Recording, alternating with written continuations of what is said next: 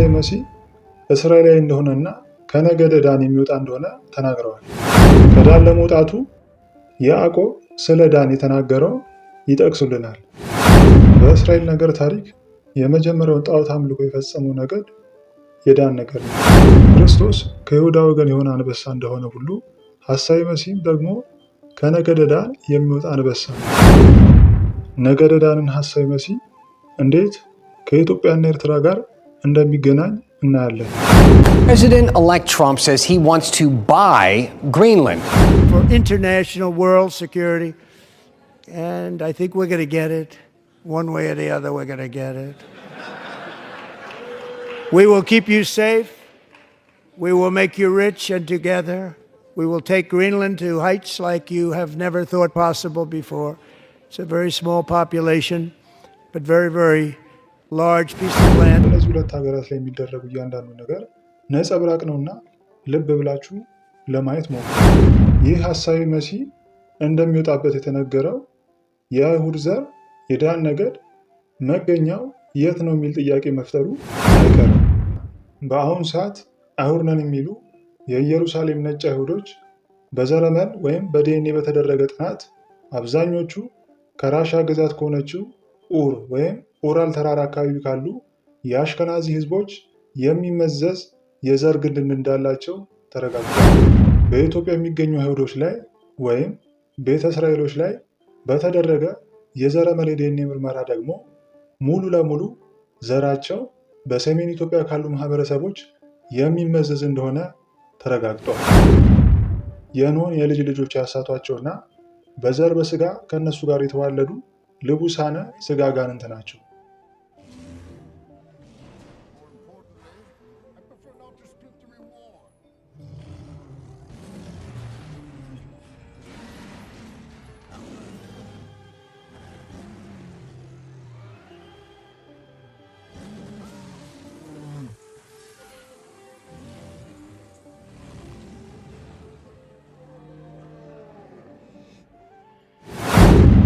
ከብዙ ዓመታት ድካም በኋላ ግን በኢየሩሳሌም ባደረጉት ቁፋሮ ፍንጭ የሚሆናቸውን አንድ ነገር አግኝተዋል።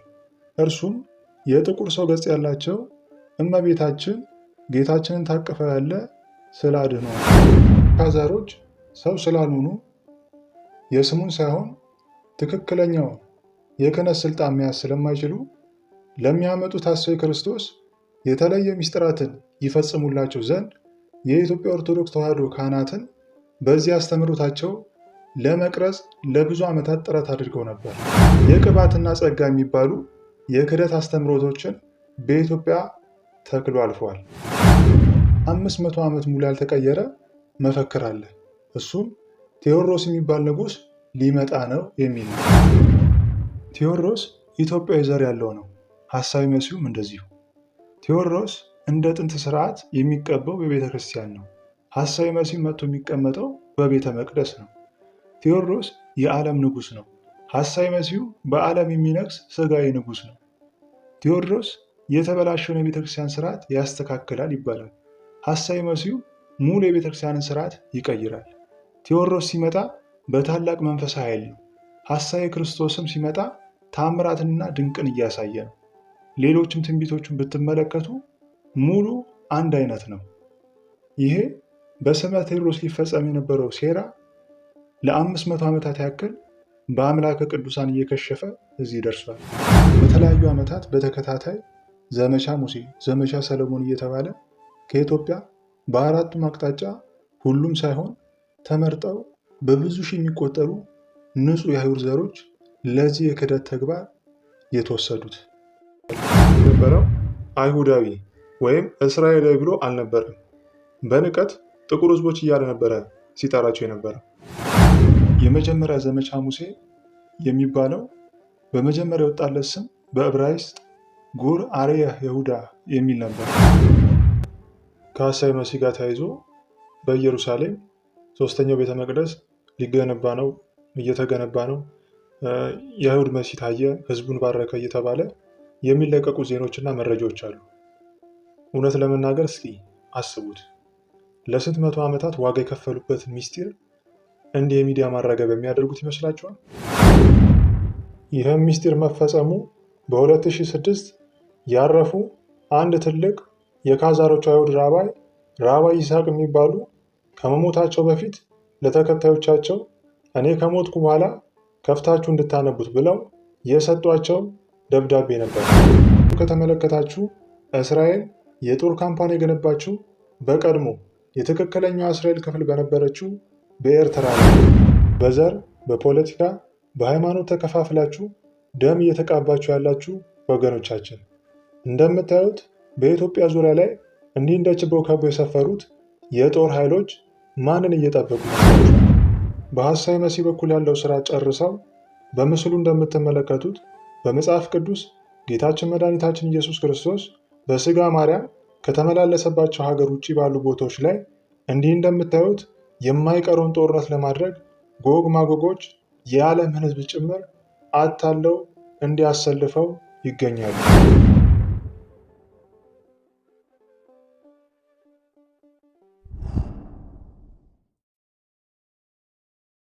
በስመ አብ ወወልድ ወመንፈስ ቅዱስ አህዱ አምላክ አሜን። ሰላም ውድ የእግዚአብሔር ቤተሰቦች፣ የእመቤታችን የቅድስት ድንግል ማርያም የአስራት ልጆች፣ የቅዱሳን ወዳጆች በከበረና ፍጹም በሆነ እግዚአብሔር ሰላምታ ሰላም እላችኋለሁ። እንደምን ከረማችሁ? እንደምን እስከዚህ ሰዓት ቆያችሁ? አሜን። የአምላካችን የፈጣሪያችን የመድኃኒታችን የኢየሱስ ክርስቶስ ቅዱስ ስሙ ዘወትር ከአጽናፈ ዓለም እስከ አጽናፈ ዓለም ከፍ ከፍ ያለና የተመሰገነ ይሁን።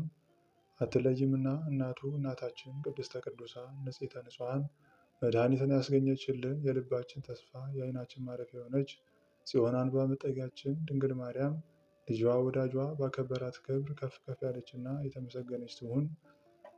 እንዲሁም ስለኛ ሲል ጌታችን መድኃኒታችን ኢየሱስ ክርስቶስ ቅዱስ ሥጋውን የቆረሰበት ክቡር ደሙን ያፈሰሰበት ቅዱስ መስቀሉ የተመሰገነ ይሁን። ስለ እግዚአብሔር ፍቅር ወንጌልን በቃልም በተግባርም ያስተማሩ በየዘመኑ መከራን የተቀበሉ ለተልእኮ የሚፋጠኑ አበው ቅዱሳን ነቢያት፣ ሐዋርያት፣ ጻድቃን፣ ሰማዕታት እንዲሁም ቅዱሳን መላእክት እግዚአብሔር ባከበራቸው መጠን ከፍ ከፍ ያሉና የተመሰገኑ ይሁኑ። ዛሬ እንግዲህ እንደ እግዚአብሔር ፍቃድ የምናየው በባለፈው ክፍል መጨረሻ ላይ በግርድፉ ባነሳሁት ሀሳብ ስለ ሐሳዊ መሲህ ከኢትዮጵያና ከኤርትራ ጋር ስለሚያገናኘው ምስጢር ይሆናል። ይህን ከማየታችን በፊት ግን በደንብ ሀሳቡ እንዲገባንና እንዲጠራልን ስለ ሐሳዊ መሲህ ቅዱሳን አበው ሊቃውንት የጻፉትን ያስተማሩትን እናያለን። እናም ወገኖቼ በማነሳቸው ሀሳቦች ሁሉ እንደ ወትሮው እንድትረዱልኝ የምፈልገው ስንት እውቀቱን ያላቸው ጸጋው የበዛላቸው አባቶች ባሉበት ሀገር ለማስተማር ደፍሬ ሳይሆን ያለችኝን ትንሽ መረጃ ለማቅረብ እንደሆነ እንድትረዱልኝ እፈልጋለሁ። አንድ አይነት ድም አንድ አይፈርድም ነውና በምናገረው ሀሳብ በማቀርቡ ማስረጃ ተራርመን ተማምነን እንደ ታሪክ ሕዝብ የመረመረው ሕዝብ የጻፈው እውነተኛ የሆነውን የቤተክርስቲያናችንንና የሀገራችን ብሎም የዓለምን ታሪክ እውነታውን ማወቅና ማሳወቅ ነው። በዋናነት ግን ዘመን የማይሽረውን ጊዜ የማይቀይረውን እውነት የሆነውን የእግዚአብሔርን ቃል ሰምተን የአባቶችን ድካምና ትዕግስት ተረድተን ሳይመሽ በጊዜ ዘይታችንን ሞልተን መብራታችንን አብርተን ነፍስ አደር ሆነን እንድንገኝ ነው። እሺ ወደ ርዕሳችን እንመለስና እንግዲህ እንደሚታወቀው በቤተክርስቲያናችን የነገረ ምጽአት ትምህርት በሚሰጥበት ጊዜ ርዕሱን ተከትሎ የሚነሳ ሰፋ ያለ ክፍል አለ። እርሱም ስለ ሐሳዊ መሲህ ምንነት፣ ማንነት፣ ተግባራትና ፍጻሜው ነው። ስለዚህ በዚሁ ዙሪያ ለመወያየት ይረዳን ዘንድ እንደ መነሻ የምንጠቀመው ኃይለ ቃል ሐዋርያው ቅዱስ ጳውሎስ በሁለተኛ ተሰሎንቄ መልእክቱ ምዕራፍ 2 ከቁጥር 3 ላይ ስለ መጨረሻው ዘመን የተናገረውን ይሆናል። ቃሉም እንዲህ ይላል፣ ማንም በማናቸውም መንገድ አያስታችሁ፣ ክህደቱ አስቀድሞ ሳይመጣና የዓመፃ ሰው እርሱም የጥፋት ልጅ ሳይገለጥ አይደርስምና ሲል ክህደትን፣ የመጨረሻን ጊዜና የዓመፃን ሰው አያይዞ ገልጦልናል። ስለዚህ የዓመፃ ሰው፣ የጥፋት ልጅ፣ ሐሰተኛ ክርስቶስ እየተባለ በተለያየ አጠራር ቅዱሳን አበው የገለጹት ሐሳዊ መሲህ በተለያየ ዘመን ስለ እርሱ የተንጸባረቁ አሴቶችና አረዳዶች አሉ። ዲዮቅልጥያኖስ ነው፣ ኔሮን ነው፣ ቄሳር ነው፣ በዘመናችን ሂትለር ነው፣ ናፖሊዮን ነው እየተባለ እንዲሁም አንዳንዶች ደግሞ ሰይጣናዊ የሆኑ ዓለም አቀፍ ተቋማት ናቸው ያሉም አሉ። እንደ ቤተ ክርስቲያናችን ደግሞ ስለ ሐሳዊ መሲህ ጥንትም በመንፈስ ቅዱስ ገላጭነት አባቶቻችን ብዙ ብለዋል። ከእነዚህም ውስጥ አንዱ ነቢዩ ዳንኤል ነው። ነቢዩ ዳንኤል ይህን ሐሳዊ መሲህ በመጽሐፉ እንዲህ ሲል ይገልጸዋል። ትንቢተ ዳንኤል ምዕራፍ 11 ከቁጥር 36 እስከ 37 ላይ ንጉሱም እንደ ፍቃዱ ያደርጋል፣ ራሱንም ከፍ ከፍ ያደርጋል፣ በአማልክትም አምላክ ላይ ራሱን ታላቅ ያደርጋል፣ በአማልክትም አምላክ ላይ በትዕቢት ይናገራል፣ ቁጣም እስኪፈጸም ድረስ ይከናወንለታል፣ የተወሰነውን ያደርጋልና የአባቶችንም አማልክት የሴቶችንም ምኞት አይመለከትም፣ ራሱንም በሁሉ ላይ ታላቅ ያደርጋልና አማልክትንም ሁሉ አይመለከትም ይለናል። አይሁዶች ይህንን ቃል የተነገረው ራሱን እንደ አማልክት ያስመልክ ስለነበረው አንጢያኮስ ነው ሲሉ፣ አበው ሊቃውንት ደግሞ ይህ የተነገረው ስለ አንጢያኮስ ሳይሆን ስለ ሐሳዊ መሲህ ነው ይላሉ። ምክንያቱም አንጢያኮስ በሕይወቱ መጨረሻ ላይ አይሁድንና ሳምራውያንን ለእርሱ አማልክት በዓል እንዲያደርጉ አስገድዷቸዋል። ሌላው የግሪክ አማልክትንም ሐውልት እንዳቆመ ስለሚነገር ከጥቅሱ ጋር ሕይወቱ እንደማይዛመድ ይናገራሉ። ምክንያቱም ጥቅሱ አማልክትን ሁሉ አይመለከትም ስለሚል ነው። ሐሳዊ መሲህ ግን ለአባቶቹ አማልክት ግድ የሌለውና ይልቁንም ራሱን እንደ አምላክ የሚቆጥር ነው። ታዲያ ይህ ሐሳዊ መሲህ ማን ነው? ምንድን ነው? ከየት ነው ስንል ከቀደምት አበው ሄሬኔዎስ እና አቡሊዲስ እንዲሁም ዘመነኛ ሊቃውንት ሐሳዊ መሲህ እስራኤላዊ እንደሆነና ከነገደ ዳን የሚወጣ እንደሆነ ተናግረዋል። ይህም በኦሪት ዘፍጥረት ከያዕቆብ ዕቁባት ከባላ የተወለደ እንደሆነ ይነግረናል። ከዳን ለመውጣቱ ያዕቆብ ስለ ዳን የተናገረው ይጠቅሱልናል። ምን ይላል መሰላችሁ? ዳን በጎዳና እንደ እባብ ይሆናል፣ በመንገዱም እንደ ቀንዳም እባብ ፈረሱን ከሰኮነው ይነክሳል፣ ፈረሰኛውም ወደ ኋላው ይወድቃል ይላል። እባብ በመንገድ እንደሚነድፍና ጉዳት እንደሚያደርስ ሐሳዊ መሲህም በእውነት መንገድ የሚሄዱትን ለመጣል ይሞክራል። ፈረሱን ከሰኮነው ይነክሳል ሲል ፈረስ የሥላሴ ስም የምትሸከም ቤተክርስቲያን ስትሆን ይነክሳል መባሉ ደግሞ በዘመነ ሐሳዊ መሲህ የሚያገኛትን መከራ ያስረዳል ይላሉ። እባቡ የፈረሱን ሰኮና መንከሱ ጋላቢውን ለመጣል ነው። በተለይ ደግሞ እያንቀላፋ የሚጋልብ ካገኘ ለክፉ ሐሳቡ ምቹ ይሆንለታል። ይሁዳ ጌታችን በሚናገርበት ወቅት በፍቅረ ንዋይ እንቅልፍ ተይዞ ተኝቶ ስለነበር የጌታችን ሕይወት ሰጪ ትምህርቶችን አልሰማቸውም ነበር። ስለሆነም ሰይጣን በይሁዳ ልብ ገባ። እኛም በዓለማዊ ሐሳብ እንቅልፍ የምንናውዝ ከሆነ መውደቅና መቁሰል ብሎም ሞት ሊያገኘን ይችላል። በእስራኤል ነገድ ታሪክ የመጀመሪያውን ጣዖት አምልኮ የፈጸመው ነገድ የዳን ነገድ ነው። ይህም በመጽሐፈ መሳፍንት ምዕራፍ 18 ከቁጥር 30 ላይ ተቀምጦ ይገኛል። ታዲያ ይህ ሐሳዊ መሲህ ብቻ ሳይሆን ጌታችንን የሸጠው ይሁዳ ራሱ ከነገደ ዳን እንደሆነ መጻሕፍት ይነግሩናል። ዳን ማለት ትርጉሙ ፈራጅ ማለት ነው። ሌላው ዳን በኦሪት ዘዳግም ምዕራፍ 33 ከቁጥር 22 ላይ በአንበሳ ተመስሏል። ይህም በአሳችነቱና በአመፀኝነቱ የተነሳ ነው። አቡሉዲስ ዘሮሜ የሐሳዊ መሲህንና የጌታችንን በአንበሳ መመሰል በንጽጽር መልክ አቅርቦልናል። ሐሳዊ መሲህ በሁሉ ነገር ጌታን መምሰል ይፈልጋል። ክርስቶስ ከይሁዳ ወገን የሆነ አንበሳ እንደሆነ ሁሉ ሐሳዊ መሲህም ደግሞ ከነገደ ዳን የሚወጣ አንበሳ ነው። እንግዲህ ከዚህ በኋላ ባለው መረጃችን ነገደ ዳንን ሐሳዊ መሲህ እንዴት ከኢትዮጵያና ኤርትራ ጋር እንደሚገናኝ እናያለን። ያው በኢትዮጵያ ያለፈው ስርዓት አሁን ላለው ስርዓት መንገድ ጠራቂ እንደሆነ ግልጽ ነው። ታስታውሱ እንደሆነ የአሁኑ ስርዓት እንደመጣ መጀመሪያ ከሰራቸው ስራዎች ውስጥ አንዱ የአንድ ብር ኖታን አሁን በምናየው ሳንቲም መቀየር ነበር። ይህም በእነርሱ ሰብሊሚናል ሜሴጅ ወይም በድብቅ በቁጥር በቃላት ወይም በምስል መልእክትን የማስተላለፍ መንገድ አንድ ለእነርሱ ተስፋን የሚሰጥ ምልክት እንዲሰፍርበት ተደርጓል። ይኸውም የሚዛንና የቀደመው የአንበሳ ምልክት ነው። ዳን ማለት ምን ነበር ያልነው? ፈራጅ። ይህ ሚዛን እርሱን የሚወክል ነው። ሌላው ሐሳዊ መሲህ በተለያየ ከተመሰለባቸውና ከተጠራባቸው ነገሮች ከክርስቶስ ጋር የተመሰለበት አንድ ምሳሌ አለ። እርሱም አንበሳ ነው። ሌሎቹ ነብር፣ ከባህር የሚወጣ አውሬ እየተባሉ የተጠቀሱት ገላጭነታቸው ለሐሳዊ መሲህ ነው እንጂ ክርስቶስን አይወክሉም። አንበሳ ግን ክርስቶስ ከይሁዳ ወገን የሆነ አንበሳ እንደሆነ ሁሉ ሐሳዊ መሲህ ከነገደ ዳን የሚወጣ አንበሳ እንደሆነ ቀደምት አበው የዘመናችንን ሊቃውንት ይናገራሉ። በባለፈው ክፍላት ላይ በሰብሊሚናል ሜሴጅ በጋማትሪ ስለ ሀገራችን ምን ለማለት እንደፈለጉ እንዳየን ሁሉ አሁንም ከጊዜ አንጻር ባልዘረዝርላችሁ ግልጽ እንዲሆንላችሁ የተወሰኑትን እንይ።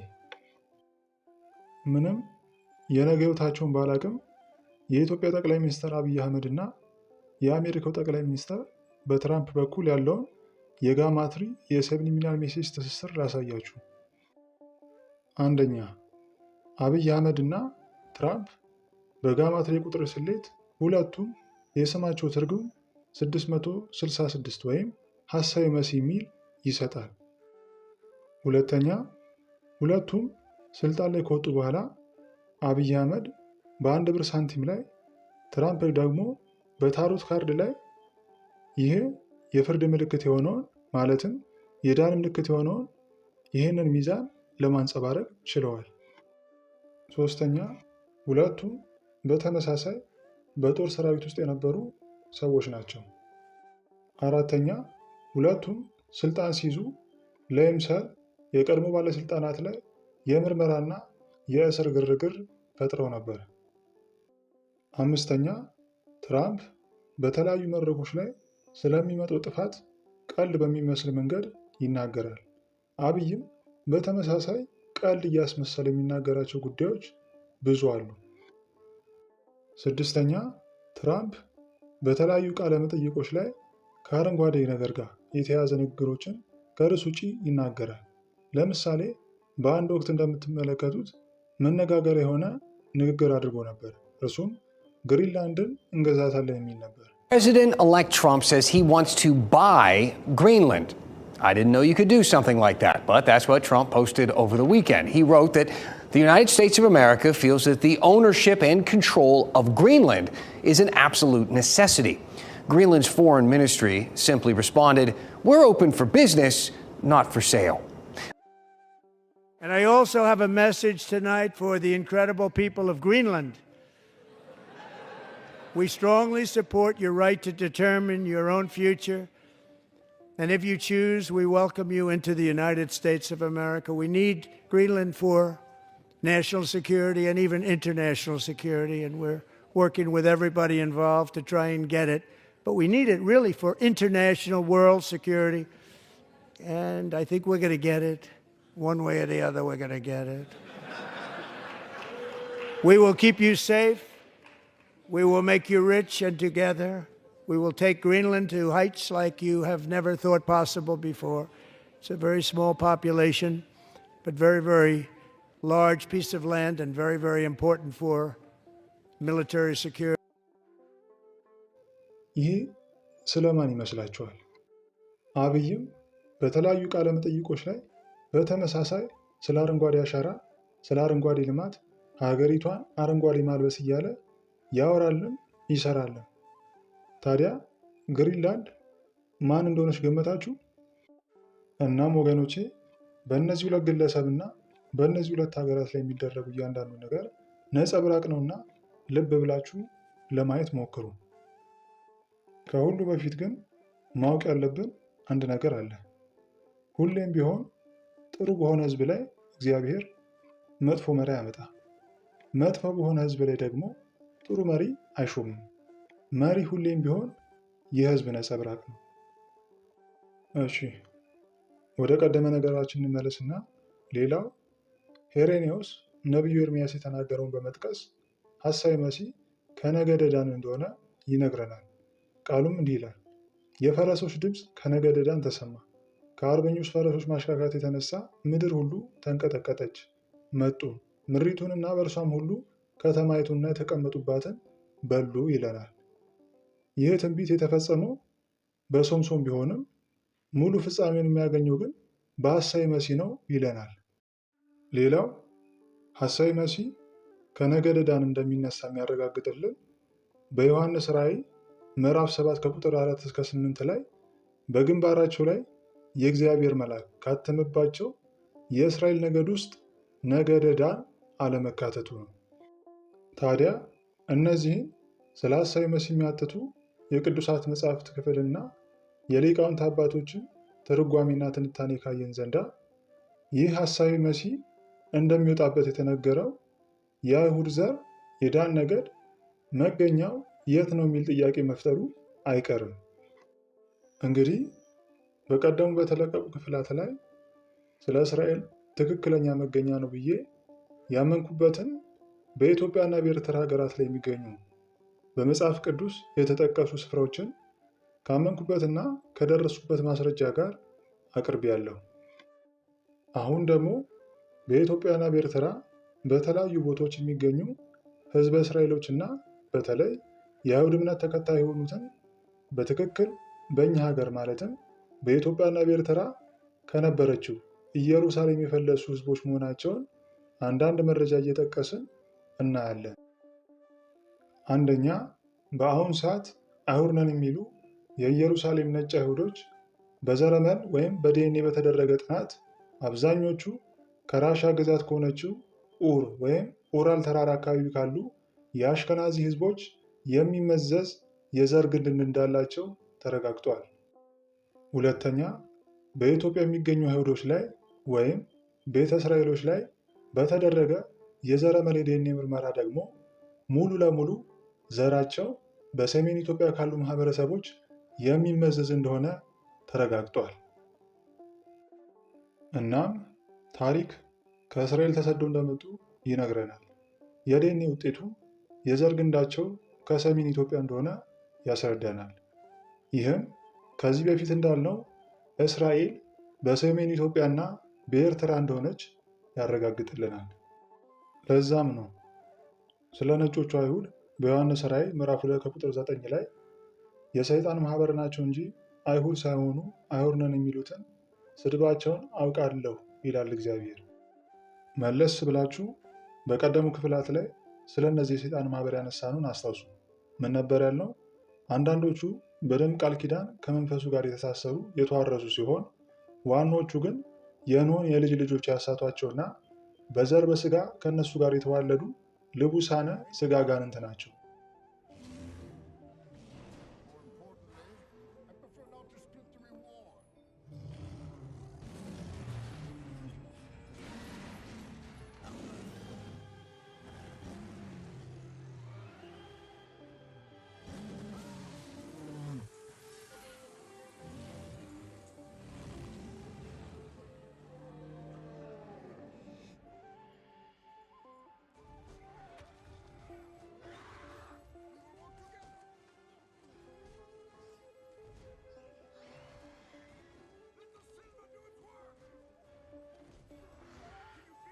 እነዚህም የራሻዎቹ ካዛር እና የጀርመኖቹ ጀሮች ናቸው። በኖህ ዘመን ከኖህ የልጅ ልጆች ጋር በሰሩት በደል 9 ነገዳቸው በጥልቁ ሲታሰር፣ አንዱ ነገር ግን በአለቃቸው መስቴማ ልመና በሰይጣን ስር እንዲገዙ እግዚአብሔር አዟል። እናም ወገኖቼ ባለማወቅ ከእነዚህ ልቡሳነ ስጋ አጋንንት ጋር በተለያየ ጥቅማ ጥቅም ተሳስራችሁ እየሰራችሁ ላላችሁ ሁሉ እየሰራችሁት ያላችሁት ለሰው ሳይሆን ለእነዚህ ግማሽ ሰው ግማሽ አጋንንት ለሆኑ ፍጡራን ነው። በድሮ ዘመን ዛዮን የሚባል በእነዚህ ዛሮች የተቋቋመ ማህበር አለ። የዚህ ማህበር ዋና ዓላማ ተብሎ የሚታወቀው ዘዳቪንቼ ኮድ በሚለው መጽሐፍ እንደተነገረ የክርስቶስ ዘር ሎቱ ስብሐት ጠባቂ እንደሆኑ ነው የሚታወቀው። ውስጠ ምስጢራቸውን ልንገራችሁ። ክብር ይግባውና መድኃኒታችን ኢየሱስ ክርስቶስ ትንቢት ተነግሮለት ሱባኤ ተቆጥሮለት ከይሁዳ ነገድ ከተመረጠችይቱ ከድንግል ማርያም እንደተወለደ ሁሉ ቀደም ሲል የጠቀስናቸውን አቡ ጨምሮ ሌሎችም እንደ ዮሐንስ ዘደማስቆ፣ አክሜነስ ብዙ ሊቃውንት ሐሳዌ መሲህ የሰይጣን መንፈስ ያደረበት ሰው እንደሆነ ገልጿል። እናም የእነዚህ ጽዮናውያን ዋና ዓላማቸው እነርሱ እንደሚሉት ደግም ይህን ቃል መጠቀም ስለማልፈልግ ነው፣ ዘር ጠባቂ ነን ማለታቸው ሰሙ እኛ አሁን እንደምናስበው ጸያፍ ነገር ሲሆን፣ ወርቁ ግን ሐሳዌ ክርስቶስ የሚወለድበትን የዳን ወገን ፈላጊና ጠባቂ ነን ሲሉ ነው እንጂ እንደሚሉን በክርስቶስ እንደዚህ አይነት አጸያፊ ነገር እንደሌለ እነርሱም ቢሆን ያውቁታል። ታዲያ ለሐሳዌ ማደሪያ የሚሆነውን ከያዕቆብ ዕቁባት የተወለደውን ትክክለኛና ንጹሕ የሆነውን ከሌላ ወገን ያልተቀላቀለውን የዳን ዘር ነበረ ለብዙ መቶ ዓመታት ሲፈልጉ የነበሩት። ከብዙ ዓመታት ድካም በኋላ ግን በኢየሩሳሌም ባደረጉት ቁፋሮ ፍንጭ የሚሆናቸውን አንድ ነገር አግኝተዋል። እርሱም የጥቁር ሰው ገጽ ያላቸው እመቤታችን ጌታችንን ታቅፈው ያለ ስዕለ አድኅኖ ነው። ይህን ቁፋሮ ካካሄዱ በኋላ ከ9 ካዛሮች ውስጥ የተወሰኑት ይህንን ምስጢር ብቻ የሚያሳድዱ ጽዮናውያን ነበሩ። ከዚህ ቁፋሮ በኋላ ነው በዓለም በሁለተኛ ደረጃ ኢየሩሳሌም ተብላ ወደምትታወቀው ዳግማዊት ኢየሩሳሌም ወደሆነችው ላሊበላ የመጡት። ከዚህ ዘመን ጀምሮ ነው ጽዮናውያን የመንፈሱ ማደሪያ ለሐሳዌ ክርስቶስ መወለጃ የሚሆነውን የዳን ዘሮችን በኢትዮጵያ መመርመር ሲጀምሩ ሌሎች ለሐሳዌ ትንቢት መፈጸሚያ የሚሆኑ ቅርሶችን፣ ቦታዎችን፣ የተለያዩ ምስጢራትን ማጥናት ጀመሩ። በተለይ እነዚህ ካዛሮች ሰው ስላልሆኑ የስሙን ሳይሆን ትክክለኛውን የክህነት ስልጣን መያዝ ስለማይችሉ ለሚያመጡት ሐሳዌ ክርስቶስ የተለየ ምስጢራትን ይፈጽሙላቸው ዘንድ የኢትዮጵያ ኦርቶዶክስ ተዋሕዶ ካህናትን በዚህ አስተምህሮታቸው ለመቅረጽ ለብዙ ዓመታት ጥረት አድርገው ነበር። በመጨረሻም አልፎንስ ሜንዴስ በሚባል ካቶሊካዊ በሁለት መነኮሳት ላይ ከሐሳዌ መሲህ ጋር ትስስር ያለውን የቅባትና ጸጋ የሚባሉ የክህደት አስተምህሮቶችን በኢትዮጵያ ተክሎ አልፈዋል። ሌላው ይህ ሐሳዌ ክርስቶስ በሚመጣበት ሰዓት በተቃውሞ ከዓለም ሕዝብ ቀዳሚ ሊሆን የሚችለው የኢትዮጵያ ሕዝብ ነው። ስለዚህ ይህን ሕዝብ ለማሳት ቀሪውን የዓለም ሕዝብ ደግሞ ለማስከተል ለ500 ዓመታት ያክል በኢትዮጵያ ውስጥ የሰሩበት አሁንም ደግሞ በተለያዩ ዓለማት እየሰሩበት ያለ አንድ 500 ዓመት ሙሉ ያልተቀየረ መፈክር አለ። እሱም ቴዎድሮስ የሚባል ንጉሥ ሊመጣ ነው የሚል ነው። እውነት ነው፣ ወደፊት የሚመጣ ደገኛ ንጉሥ አለ። እርሱ ሀቅ ነው፣ እኔም አምንበታለሁ። ነገር ግን እንድትረዱልኝ የምፈልገው ስለዚህ ንጉሥ መወራት የተጀመረው ከ15ኛው መቶ ክፍለ ዘመን ጀምሮ ነው። በዚያ ዘመን ውስጥ ህዝቡ በሃይማኖት ላይ ከተፈጠረበት ችግር፣ ሀገሩ ላይ ከተፈጠረበት እልቂት መፍትሄ እንዳይሆን ሽባ ያደረገው ይህ ንግርት ነው። ምክንያቱም ትንቢቱ ነው እየተባለ ካሁን ካሁን ንጉሥ ይመጣል እየተባለ በሐሰት አዋጅ እየተታለለ እስኪ ያስቡት ስንት ትውልድ አሸለበ። ይህን ንግርት ያመጡት እነዚሁ ጽዮናውያን ነበሩ። ለምን እንደምትሉ እርግጠኛ ነኝ። በራዕየ ዮሐንስ ላይ እንደተገለጸው መንፈሱ ከተፈታበት ከ15ኛው መቶ ክፍለ ዘመን ጀምሮ ኢትዮጵያ ውስጥ በየቦታው የተከሰቱ የሃይማኖትና የመሳፍንቶች ግጭቶች ነበሩ። ይህም ለዘመናት አድፍጠው ይህን ጊዜ ሲጠባበቁ ለነበሩ ጽዮናውያን ኢትዮጵያ ውስጥ ከነበሩት ትክክለኛ አይሁድ ዘሮች የመንፈሱ ማደሪያ የሚሆኑ የዳን ነገዶችን ለመምረጥ ምቹ ጊዜ ነበር። እናም በዚህ መካከል ላይ አንድ እንቅፋት ሊሆን የሚችል ነገር እንዳለ አወቁ። እርሱም በቤተ ክርስቲያን በቤተ መቅደስ ሊቀባና ሊነግስ ሲመጣ ህዝቡ ይቀበለዋል ወይ የሚል ነበር። ስለዚህ ለዚህ መፍትሄ ብለው ያመጡት በቤተ ክርስቲያናችን መዛግብት አንድ የሚያውቁት ትንቢታዊ ምስጢር አለ። እርሱም ከእነርሱ ጋር ወደፊት በተጻራሪ የሚዋጋ ንጉሥ እንዳለ ነው።